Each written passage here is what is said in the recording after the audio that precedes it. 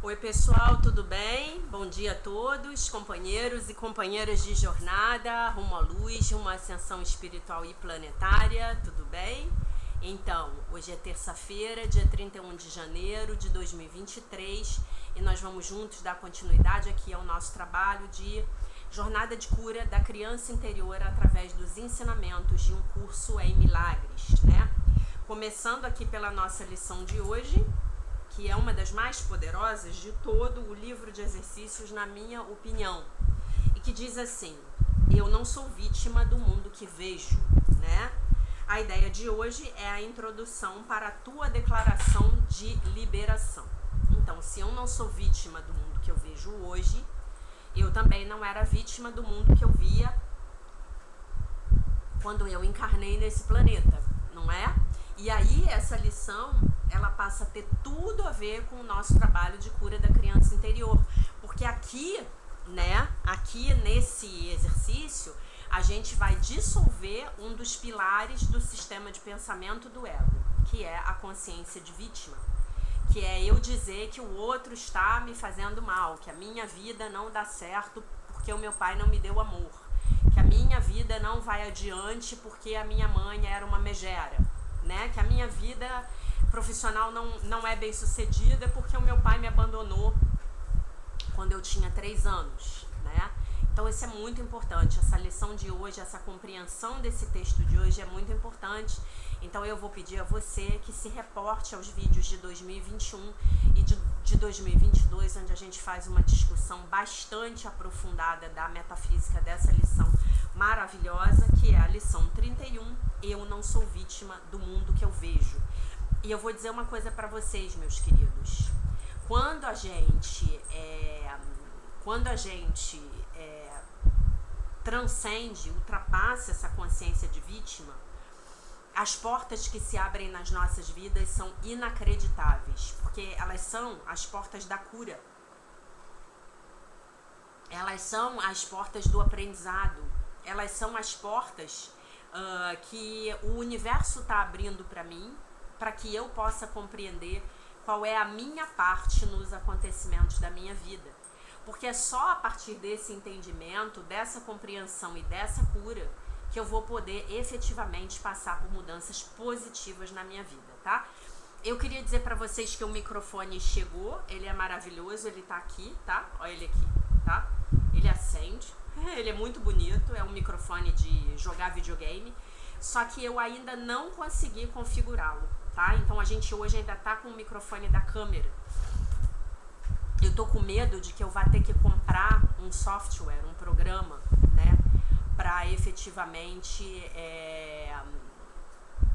utilizar esse programa. Eu vou ver mais tarde o que eu posso fazer a esse respeito, tá bom?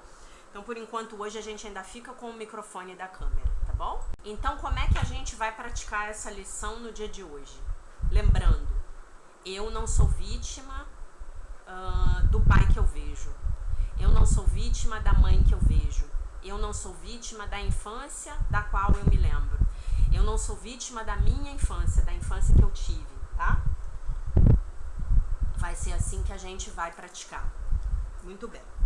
A gente passa agora para a leitura do livro A Year of Miracles, da Marianne Williamson, Um Ano de Milagres. Estamos no dia 31, né?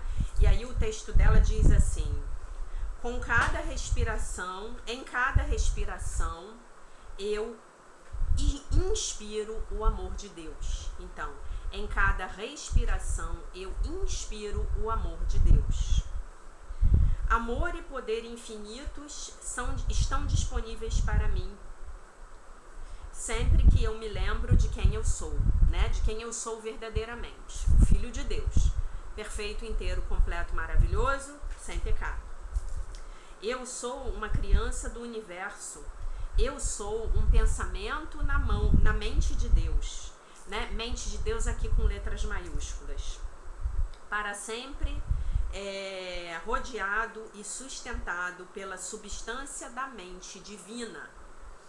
Eu abro a minha mente no dia de hoje para a lembrança da minha verdadeira natureza, né? Para relembrar a minha verdadeira natureza e a natureza do universo. Eu abro a minha mente e eu abro os meus olhos no dia de hoje para o amor que está completamente à minha volta. Com cada respiração, eu bebo a divina substância que embebe todas as coisas. Aí a oração. Nesse dia que eu me lembre e não me esqueça de que o amor está completamente à minha volta. Eu reconheço a presença do amor em mim mesmo e nos outros, e eu inspiro em cada respiração todo o poder que esse amor me confere. Bonito, né? Muito bonito, né? Então agora nós passamos para a leitura dos comentários finais do livro do Dr. Kenneth Wapnick, Pais e Filhos, a nossa aula mais difícil, né? E aí a gente está no último capítulo, que é o capítulo de comentários finais, e a sessão é o perdão aplicado a todas as relações. Pergunta: é maravilhoso o quão aplicável o que você está nos falando aos outros tipos de relações? Você poderia falar um pouco mais sobre isso? Então, aí ele responde: o perdão é aplicável a qualquer situação na qual você tenha uma necessidade a qual você deseja que alguma outra pessoa satisfaça, isto é, o núcleo das relações especiais. Digamos que o que você necessita é conseguir a aprovação do teu amigo, ou que ele goste de você, que ele preste atenção em você, ou que seja sensível às suas inquietudes. O que você fez é dar a essa pessoa poder sobre ti. Você a converteu numa autoridade, numa figura parental, num Deus. E esta é a natureza do especialismo. É o pecado, entre aspas, da idolatria. Estivemos nos centrando nas relações entre pais e filhos, mas os problemas são iguais com relação ao conteúdo em qualquer outro tipo de relacionamento. Aí prestem atenção no que vem agora, anotem no caderninho, tá? Quando você tem uma necessidade que alguém não está satisfazendo, você deu o seu poder a essa pessoa, dizendo que a sua mente carece do poder de escolher a paz. E, portanto, a única maneira de estar em paz é se essa pessoa, em particular, age de certa maneira ou deixa de atuar destrutivamente, né? Quer dizer, eu só vivo se o outro me amar. Na hora em que o outro deixa de me amar, deixa de querer ficar comigo, meu mundo caiu, né? Que nem lá a Maísa, né? Meu mundo caiu e agora você diz que tem pena de mim. E por que o mundo dela caiu? Porque ele não queria mais ficar com ela, né? Então esse é o cúmulo do especialismo. Quando vocês quiserem pensar em relacionamentos especiais, podem lembrar da Maísa e assistir aquele seriado, né? Que a Globo fez há uns anos atrás contando a vida dela. Nesse instante, que é um instante não santo, essa pessoa se converteu no seu pai, porque você deu a ela o seu poder e a sua autoridade. Isso ocorre ainda que esteja claro que essa pessoa é um igual a você, ou talvez seja o teu netinho, né? Por exemplo, se você se sente ofendido quando os seus netos não te saúdam, olá, avó, olá, avô, então você converteu seus netos, as crianças, em Deus. Sempre que você tem uma necessidade insatisfeita, ou que uma necessidade tiver sido encoberta por algo, atendida, né? Por algo ou por alguém externo a ti, então você renunciou ao poder do amor dentro de ti, substituindo-o pelo amor especial, como declara o livro-texto, né? Aí, peraí só um minuto que eu vou ler esse texto em português aqui, que ele cita. 15, 7, 2, 6.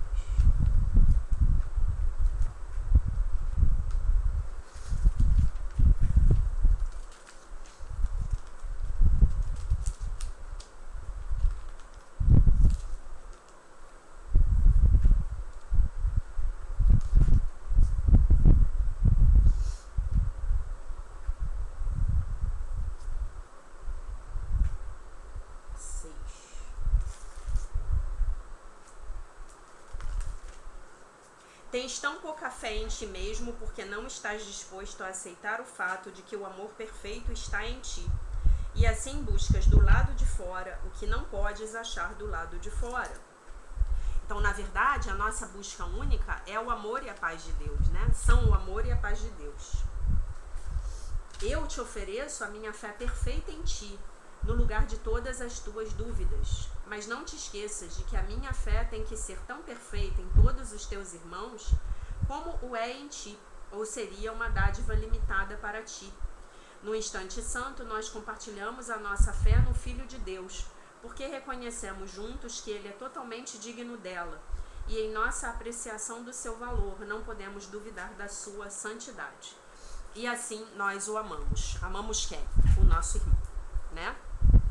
Fica muito mais fácil a gente amar uma pessoa quando a gente não precisa dela, tá? Pensem nisso, reflitam nisso que eu tô falando hoje. Fica muito mais fácil você amar verdadeiramente alguém de quem você não precisa. É pela sua escolha que você está no seu relacionamento e não por uma necessidade, tá? Aí o que ele diz? O que necessitamos, senão, além do amor da mente? O Espírito Santo é o pensamento dentro da nossa mente, que nos lembra que já temos o amor de Deus. Porque nunca o abandonamos, né? Porque a separação nunca ocorreu, que é o princípio da expiação. O Espírito Santo e Jesus são símbolos da mentalidade correta, que refletem a abundância de Cristo, que é a nossa herança e o nosso ser, e que negamos quando acreditamos que precisamos de algo. O pensamento preciso de algo é o pensamento fundamental do ego. Preciso de algo que Deus se nega a me dar, que, uma vez projetado, dá lugar ao corpo. O corpo é uma grande máquina de necessidades, e dessa forma ele foi construído.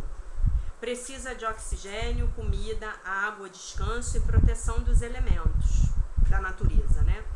Para não falar das suas necessidades emocionais de amor, cuidado, afeto e compreensão.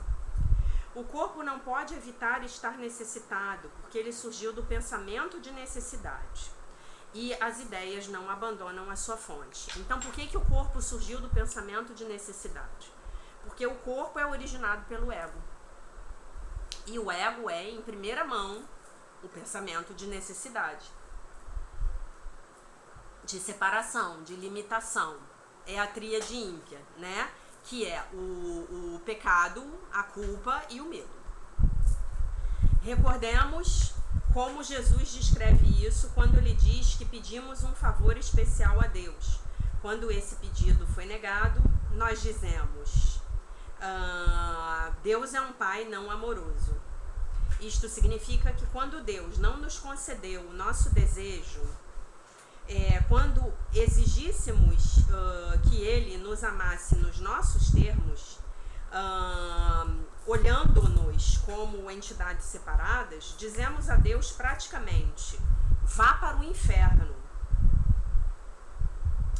E fabricamos o nosso próprio Deus.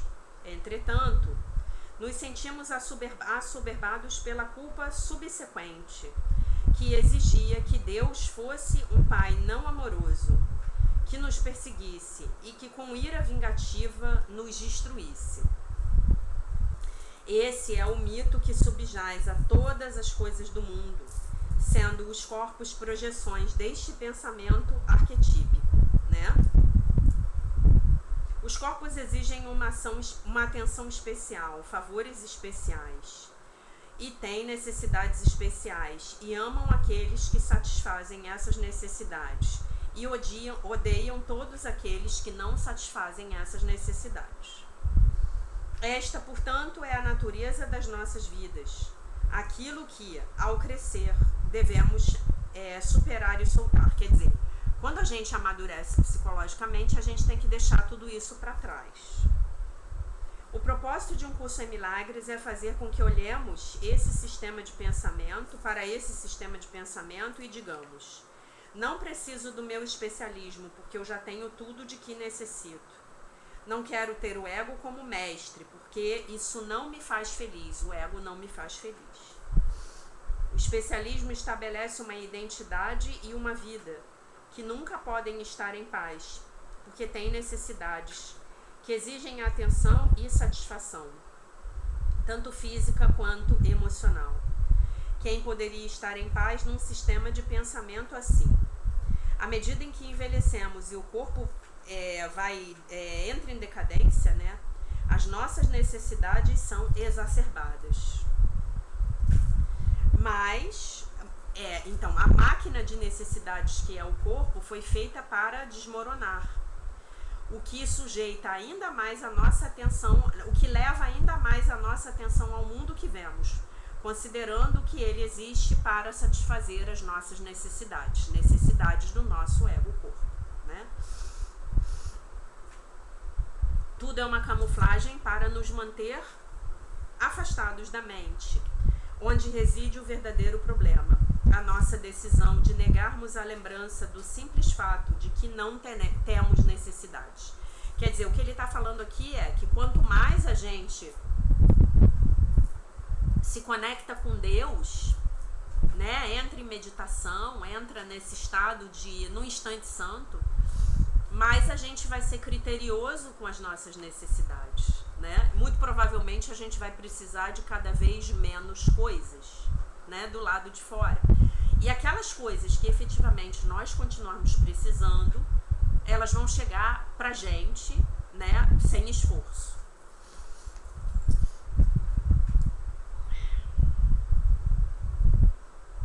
A isto Jesus se refere quando ele diz que a nossa única necessidade é o perdão, porque então temos tudo, porque já temos tudo. O perdão é a lembrança de que isso é assim, a recordação de que nós já temos tudo. Eu te perdoo não pelo que você fez, mas porque você não me tirou o todo, o tudo, o amor de Deus e a sua paz. E assim perdoamos o que nunca ocorreu. E finalmente podemos perdoar os nossos pais, porque eles não arruinaram as nossas vidas, tampouco salvaram as nossas vidas. Nossa relação com eles foi uma obra de teatro, em qualquer momento. E em qualquer momento, e a qualquer momento podemos decidir descer o telão. Não com a morte, mas sim dizendo um aprazível não ao ego. Nesse ponto, nós nos damos conta, junto com Shakespeare, de que o mundo é um cenário e que nós somente somos atores representando os nossos papéis. Somos crianças que crescem e depois cuidamos dos nossos pais. Temos irmãos, filhos, cônjuges, amigos e amantes, colegas, amigos e inimigos. Todas essas são relações especiais. Estes não são senão papéis representados sobre o cenário ao qual chamamos de vida.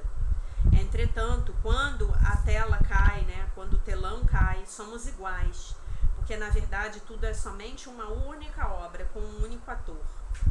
E o perdão nos ajuda a nos darmos conta disso e, especificamente, a aceitar que já não somos os filhos dos nossos pais, não mais. Né? Não mais somos os filhos dos nossos pais. Outra seção. A relação entre pais e filhos reflete a separação original do pai Deus e do filho. Pergunta. Gostaria de lhe pedir para ver se poderia ampliar a seguinte ideia. A relação entre pais e filhos parece nos remontar à crença inicial na separação do pai e do filho. Agora representamos os nossos papéis para mantermos viva essa crença inicial. E, portanto, o nosso ego precisa ser o filho rejeitado ou o pai rejeitador, né? Bem interessante essa visão, né? Então, continuando aqui. Qualquer coisa que... A resposta dele, tá? Qualquer coisa que vejamos nos nossos filhos é o que vemos em nós mesmos. Como as suas palavras querem dizer, se vemos uma criança rejeitada ou aborrecida, vemos algo o qual não estamos olhando dentro de nós mesmos e que projetamos. Antes de seguirmos adiante, permita-me esclarecer um ponto que confundiu muitos estudantes de um curso em milagres, levando-os a colocar ao avesso, né, os conceitos de um curso em milagres e a sua aplicação, que é o que a gente mais vê, né, gente? O que a gente mais vê são as pessoas, infelizmente, no meu ponto de vista, assim, estudando um curso em milagres sem um professor e entendendo tudo a partir do ponto de vista do ego, né? E aí pondo de cabeça para baixo, né? Como ele diz, o ensinamento, né? E a aplicação, né? Os conceitos e a sua aplicação. Quando o curso fala da percepção, ele não se refere ao que os nossos olhos estão vendo, mas sim à interpretação daquilo que os nossos olhos estão vendo. O problema, portanto, não é que os nossos filhos se sintam rejeitados, mas sim que nós acreditamos que eles são rejeitados. E isso é o que a mente faz com aquilo que os olhos veem. Em qualquer relacionamento, cada uma das pessoas envolvidas é as duas pessoas, porque as coisas são apenas uma exteriorização dos pensamentos da mente. Quando sonhamos à noite, nós, o sonhador, somos refletidos nos diversos símbolos do sonho. No final de tudo, no fim das contas, o sonho é o nosso sonho, que são partes separadas do nosso sistema de pensamento. O mesmo é válido para as relações em nossos sonhos estando despertos. Quer dizer, o que ele está dizendo é que o mesmo princípio da interpretação dos sonhos, tudo que eu estou vendo naquele sonho é, na verdade, uma parte minha, uma parte do meu ser, isso é verdadeiro aqui para a nossa consciência de vigília. O meu marido é uma parte minha, o meu filho é uma parte minha, o meu melhor amigo é uma parte minha, que eu vou ter que integrar, né? E isso, o Dr. Kenneth, ele tem aquele livro da Mensagem de um Curso em Milagres. Naquele livro ele explica como é que essa separação inicial aconteceu e como se deu essa fragmentação do filho em milhares de filhos, né? É isso. Esta é a razão pela qual, quando curamos as relações e vemos que todos nós compartilhamos o mesmo propósito, estamos integrando as nossas próprias mentes separadas. Não é a minha relação contigo que necessita de cura, porque tanto o teu corpo quanto o meu corpo são projeções da minha mente. O que se cura é a minha relação comigo mesmo. Quando eu escolho o ego como mestre, eu estou escolhendo um sistema de pensamento de separação, fragmentação, ataque e dor. Quando escolho a Jesus, estou escolhendo um sistema de pensamento que reflete a perfeita unidade. E assim, ao curar as relações e da mesma forma, ao curar as relações com as pessoas da minha vida, colocando os membros da família no princípio da minha lista, eu estou retomando as projeções do meu eu cindido, reconhecendo que são iguais. Isto promove a unificação da minha mente, que é a cura definitiva, né? Aquela mestra que eu falei para vocês, a Teal Swan, ela tem um vídeo muito interessante sobre isso, onde ela fala sobre a fragmentação da humanidade. E ela diz exatamente isso que o curso fala, que toda cura é uma unificação. É eu integrar as partes de mim que eu fragmentei, que eu afastei para longe de mim, né? E que eu não reconheço mais como sendo minhas, né?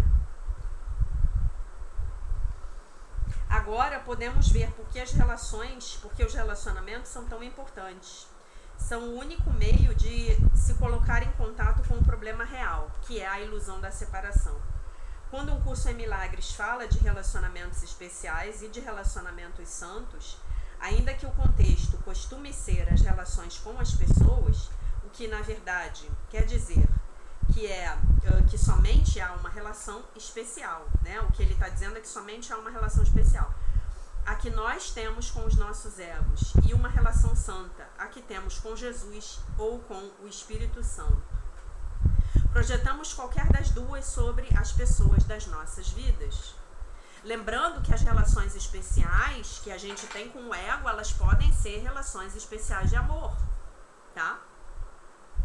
A relação santa é aquela relação especial que eu peguei, entreguei nas mãos do Divino Espírito Santo e pedi a ele que sirva aos propósitos dele, Espírito Santo, e não aos meus, tá? Assim, não são as nossas relações com os demais as que temos que curar, porque elas somente são aulas nas quais aprendemos onde tem que estar a verdadeira cura, na nossa decisão equivocada pelo ego, que é feita na mente, que é feita pelo tomador de decisões, né? Agora nós nos damos conta do verdadeiro problema e o nosso aborrecimento é simplesmente uma recordação, se estamos abertos a isso, de que escolhemos o mestre equivocado. Não precisamos de relações especiais com as pessoas, porque não há pessoas. Este é o miolo do assunto, porque não é demais, não é necessário que um títere, né, aquele bonequinho, né, aquela marionete, perdoe a outro títere. Nossas relações, que nos parecem reais, porque acreditamos ser corpos, são apenas projeções, os fragmentos sombrios da nossa relação especial com a parte do eu, a que chamamos de ego, que se identifica com a separação, o ataque e o conflito. Não obstante, quando cai o véu do esquecimento, já não sabemos que temos uma mente, portanto necessitamos de relações as quais perceberemos no corpo sem mente, para que nos lembrem, nos recordem da mente, o lar do problema e o lar da sua solução. Uma vez mais, não há nenhuma relação mais impregnada de culpa e angústia do que a relação entre pais e filhos, porque é a mais próxima, enquanto a forma, a nossa relação com Deus. Então, a relação que eu tenho com meu pai e com a minha mãe é a mais próxima na forma da relação que eu tenho com Deus, né? A gente já falou isso. Quando eu encarnei lá, papai e mamãe eram Deus para mim. Então é lá nessa relação inicial que eu vou trabalhar essa cura. 99% da minha cura tem que estar lá, na minha relação com meu pai e com a minha mãe, né? No meu perdão para o meu pai, no meu perdão para minha mãe, né? No perdão no sentido de um curso em milagres. Eu perdoar os meus pais por algo que nunca ocorreu, né? Como não temos acesso a essa relação, quer dizer, a relação com Deus, precisamos experimentar esse mesmo conflito com as autoridades das nossas vidas, começando pelos nossos pais. Quando crianças, crescemos e nos convertemos em pais, ou figuras parentais para os outros. E assim se produz, uma e outra vez, o passar ao ato da relação especial com Deus. Quer dizer, eu trago os meus pensamentos especiais, os meus pensamentos do ego, melhor dizendo, da minha relação com Deus e projeto tudo no meu pai e na minha mãe. E continuará acontecendo até que nós nos remontemos à única relação especial, a dependência do ego. Quando eu estou escolhendo o ego em vez de escolher o Espírito Santo. Quando finalmente tomamos consciência disso, todas as relações se curam, porque o único problema foi levado diante da única resposta. Qual é o único problema? Papai me abandonou, né? Meu pai me abandonou, Deus Pai. E qual é a solução?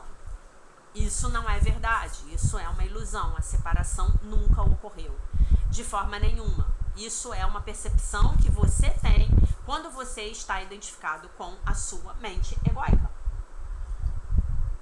Tá? Então, essa lição poderosa de hoje, eu não sou vítima do mundo que eu vejo, ela vai ser poderosamente aplicada à minha relação com os meus pais, tá? Então, eu vou pedir a vocês que hoje escrevam no caderno de vocês tudo aquilo que não vai bem na sua vida e que você joga na conta do seu pai e na conta da sua mãe, tá? Tudo aquilo. Ah, eu não tenho um bom emprego porque o meu pai não me deu um exemplo. Ah, eu não tenho um bom emprego porque o meu pai não pagou os meus estudos. Ah, eu não tenho um bom relacionamento porque a minha mãe botava pra fora todos os namorados que eu arranjava. Então você vai escrever tudo. E você vai olhar para tudo isso, né? Para essas manifestações no metaverso, e você vai se lembrar que você não é uma vítima. Não é vítima desse mundo que você vê. Não é. Você escreveu esse roteiro, perdão, com esses pais. Antes de encarnar, vocês podem ver que eu tô bem mal hoje, né? Eu tô com uma mistura de crise de rinite com enxaqueca, que é uma coisa que eu nunca tive na vida, né? E eu vim fazer esse vídeo aqui pra vocês na raça, porque eu tô me sentindo muito mal, né? Mas eu acho que isso é importante, até porque eu tô falando alguma coisa pra vocês que eu acho que vai ajudar a eu me curar. E aí eu me lembrar que a doença não existe, né? Ok? Então eu peço perdão aí pela fungação, pela minha cara vermelha, enfim. Então você vai pegar essa lição, eu não sou vítima do mundo que eu vejo, e vai praticar ela com os seus pais. Lembrando exatamente do que ele falou aqui, desse texto aqui, que pra mim foi perfeito com a lição de hoje. Que no fim das contas só há uma relação para você curar. É a sua relação com Deus. E a primeira projeção da sua relação com Deus foi no seu pai e na sua mãe, né? E aí você vai precisar se lembrar de que você efetivamente escreveu esse roteiro antes de encarnar, porque você tinha lições para aprender, né? Você tinha lições para aprender, você tinha um karma negativo para saudar. Você tinha também um karma positivo para receber as dádivas, as benesses, né? É por isso que o Dr. Kenneth, no início do livro, ele fala que muitas coisas que os nossos pais fizeram e que nós entendemos como ruins ou equivocadas, muitas das ideias deles a gente não comprou. Ah, o meu irmão comprou essa, eu não. Eu tenho exemplos de coisas que eu ouvi da minha mãe, bem ruins, que a minha irmã não comprou, né? A minha irmã falou pra mim algumas vezes, inclusive, e eu nem me lembro dela falando isso. Eu me lembro, tá na minha mente até hoje. Por quê? Porque aquilo era uma parte da minha cura e não da cura da minha irmã. Por isso que nós temos, cada um tem um par de pais, né? E se você pegar o mapa astral dos seus irmãos e pegar o seu mapa astral, você vai ver que os pais que aparecem no mapa astral dos seus irmãos são bastante diferentes dos pais que aparecem no seu mapa astral, né? Tem algumas semelhanças? Tem. Mas as diferenças são gritantes. Aí você vai falar, mas pô, a gente nasceu na mesma família, pertinho um do outro, 1 ano de diferença. Eram outros pais. O pai ali já tinha evoluído, já tinha crescido, já tinha aprendido alguma coisa, já não era mais a mesma pessoa. Já tinha expectativas em relação a você, quando você estava chegando, que eram completamente diferentes e diversas das expectativas que ele tinha com relação ao outro filho. Eu vou dar um exemplo que vocês vão entender muito bem. A ordem dos filhos. O primogênito, nossa, a carga que o primogênito tem em cima da cabeça dele é muito maior do que a do caçula. Eu sou caçula, né? Eu sou muito mais cuca fresca para muitas coisas do que a minha irmã. O caçula é o revolucionário. O caçula é o que vem fazer diferente. O caçula é o que vem derrubar tudo e falar isso aqui não tá bom coisa nenhuma e nós vamos construir, derrubar tudo e começar a construir do zero. E o filho mais velho é aquele que vem trazer o legado, tá? Ele vem trazer o legado. Observem isso na vida de vocês. E os filhos do meio são aqueles que, de certa maneira, ficam um pouco perdidos ali sem uma grande identidade, né? A teoria lá do filho sanduíche. Ah, quem sou eu? É o do meio. Não é nem o menor, nem o mais velho, né? E naquelas famílias que tem um monte de filhos, gente, e cada um tá representando um papel, né? Porque cada pai, em cada momento que teve cada filho, vai escalar aquele filho para um determinado papel, né?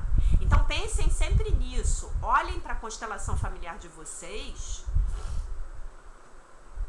e vejam o papel que vocês ocupam, né? E aí vocês vão identificar uma série de papéis. Ah, eu fiquei no lugar do marido da mamãe. Ah, o papai foi embora e eu fiquei no lugar do marido dela. Eu fiquei no lugar do sei lá o quê. Eu fiquei no lugar do salvador. Eu era aquela pessoa que tinha que cuidar de tudo. fazer malabarismo para as coisas não saírem do controle. Observe os papéis que você representou na sua família. Observe, porque o ego dos seus pais estava ali atuando e estava sob um peso inclusive da ancestralidade, que caiu todo em cima de você, né? Então observar isso também é muito interessante. E sempre lembrem-se, quando você precisar curar a sua relação com alguém, se essa pessoa for do sexo feminino, vá olhar a sua relação com a sua mãe ou com as suas figuras maternais. E se essa pessoa for do sexo masculino, vá olhar a sua relação com o seu pai ou as suas figuras paternais. Vá olhar, né? O meu pai, eu falei com ele anteontem, e ele estava me contando umas coisas do padastro dele que eu falei assim, caraca, olha quanta semelhança com alguns relacionamentos que eu tive. Porque a história do meu pai é bem curiosa. O meu pai nasceu no meio do interior do Rio Grande do Norte, num lugar muito, muito, muito, muito pobre, numa família de agricultores. E ele não tinha nem o que comer, em muitas vezes, né, no período da seca. E ele, quando a minha avó Severina estava grávida dele, 3 semanas antes do meu pai nascer, o meu avô, o pai do meu pai, morreu de uma febre, tipo uma febre amarela, uma malária, alguma coisa assim, morreu. Adoeceu, ficou lá, vai, não vai, acho que 2 semanas e puf, morreu, tá? Então olhem o peso sobre essa criança, que é o meu pai, né? E aí olhem que coisa curiosa que aconteceu. Vão descobrir sobre a história da família de vocês e vocês vão descobrir um monte de coisa interessante, tá? E aí o meu avô era José Mariano. Meu avô José Mariano tinha um irmão que era mais novo do que ele e 7 anos mais novo do que a minha avó Severina, tá? Quando meu avô José Mariano morre, ao que tudo indica, o meu tio-avô, esse que era chamado de Louro, porque era louro e tinha olhos verdes, e eu me esqueci o nome dele agora, eu sei o nome dele, mas eu me esqueci. Ele, ao que tudo indica, ele era apaixonado pela minha avó Severina e ele foi ficar com a minha avó. E ele criou os 7 filhos do meu avô José Mariano e ainda deu mais 7 filhos para ela. Então o meu pai é o 7º filho do primeiro marido de uma família que acabou gerando 14 filhos. Sendo que os últimos 7 eram filhos do meu avô adotivo, o vô Louro, que era 7 anos mais novo do que a minha avó. Olha que legal. E isso aconteceu bem lá nos anos 40, alguma coisa assim, tá? E aí é isso. Então, uma coisa legal para vocês fazerem nessa jornada de cura da criança interior também, meus queridos, é vocês irem lá futucar a história de vida da família de vocês. Quem morreu, né? O que aconteceu, quem fugiu de guerra, quem passou fome. E aí eu quero agradecer ao meu querido Marco Túlio, marido da Aline, que são uns amores comigo. Beijos pro Marco e pra Aline, que algumas semanas atrás ele me lembrou de ver aquela minissérie turca que tá no Netflix, Uma Nova Mulher, que é sobre constelação familiar. E algumas amigas já tinham me indicado, pelo menos 2 amigas, né, que sabem que eu gosto desse assunto, que eu já fiz muita constelação, e elas já tinham me indicado e eu não tinha pego pra ver. Aí semana passada eu assisti. E olha, gente, achei muito legal a abordagem deles, nada sensacionalista, bem fiel ao que são os processos de constelações familiares e me emocionou muito. Mexeu muito comigo, achei uma visão muito sensível, sabe? E uma propaganda muito legal do trabalho do grande mestre Bert Hellinger, né? E de todas as pessoas que honraram ele e que trabalham com constelação familiar nos dias de hoje, né? Eu acho que eu já contei pra vocês que a minha primeira constelação familiar que eu fiz foi em 99. Eu ainda estava na faculdade e a constelação familiar ela estava chegando no Brasil, né? O pessoal ainda olhava com uma certa desconfiança, o que é isso? É uma bruxaria, alguma coisa tipo uma bruxaria, uma macumba, né? A minha professora de um curso de milagres, ela trabalha com constelação e ela disse, né? Ela é psicóloga, quando ela foi assistir a primeira constelação, ela falou, isso aí é psicodrama. Deu a maior desprezada, sabe? Não acreditou, achou que aquilo fosse falso, não gostou. e depois acabou sendo, como é que se diz, conquistada pela técnica, né? Então a visão dessa série, Uma Nova Mulher, é bem legal. Eu recomendo a vocês que vejam. É uma série de 8 episódios que tá no Netflix. E cada episódio tem em média 50 minutos. Você vê ela inteira aí, a primeira temporada. Ao que tudo indica, haverá próximas, né? Em uma semana você consegue ver, tá?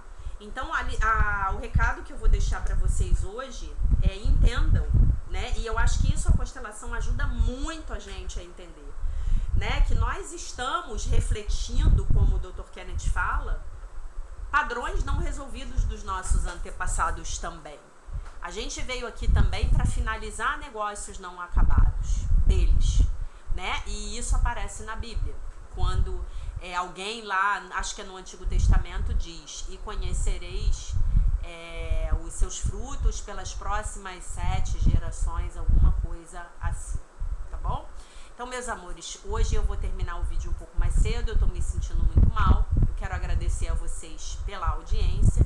Quero dizer para vocês que eu espero o mais brevemente possível conseguir configurar esse microfone, que é um escândalo aqui, como vocês podem ver. Ele muda de cor, tá? Olha ele mudando de cor, que lindo. Ó que lindo, tá? E aí eu já usei ele no Google Meet, mas aqui no aplicativo da câmera, eu não sei se o aplicativo da câmera ele suporta um outro microfone que não seja o da câmera. Se assim for, eu provavelmente vou ter que comprar um software, né, de edição de vídeo. Tá bom, meus amores? Então, eu deixo vocês com a paz de nosso Senhor Jesus Cristo. Um beijo imenso. E se Deus quiser, nós nos vemos novamente amanhã.